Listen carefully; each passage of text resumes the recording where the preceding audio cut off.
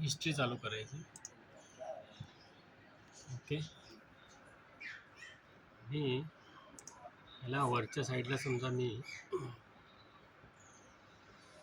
Pipe मारतोय.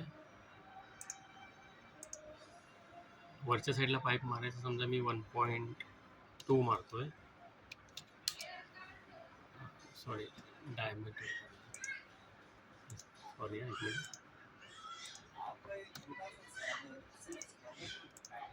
वरच्या साईडला रेडियसमध्ये करायचं.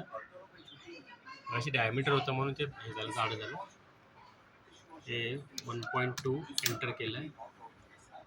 खाली बॉटमला करायचं 1.5. ओके, त्याच्यात काय करायचं, आपली हिस्ट्री चालू असल्यामुळे काय करायचं, ह्याचा फक्त पॉईंट आहे ना, आतमध्ये कवला पॉईंट आहे ना, वायर फ्रेम करतो मी, पोस्टेड करतो. त्याच्या आतमध्ये कव आहे बरोबर आपला, त्याला मी पॉईंट्स घेतले. दिसलं? हिस्ट्री चालू असल्यामुळे काय होतं आहे, ह्या कवला तू कमी जास्त करू शकतेस. दिसलं?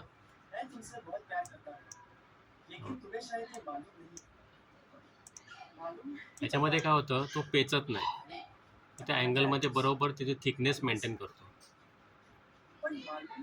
समजलं? आता ह्याच्यानंतर तू समजा ह्या कवला, फक्त कवला जरी तू फक्त 45चा अँगल मारशील ना, मी एस्केप करतो. फक्त हा कव आहे ना मधला, या कवला हे फक्त 45चा अँगल रोटेट मारतो. रोटेट 0 एंटर आणि 45ला त्याला मूव्ह करतो. तो बघितलं, तो पण फिरतो. आता तुझा हा मेन कव तुझा इकडे आहे बरोबर. ह्याला समजा तू मिरर मारशील, ह्याला फक्त कवला नाही, आता बाकी फक्त या सरफेस ह्याला प्रॉंगला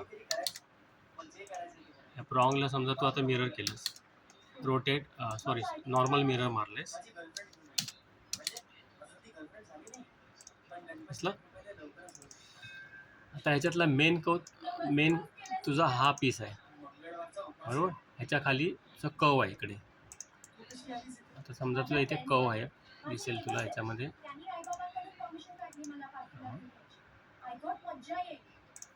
ह्याच्या आतमध्ये कव आहे, दिसलं, हा कव आहे.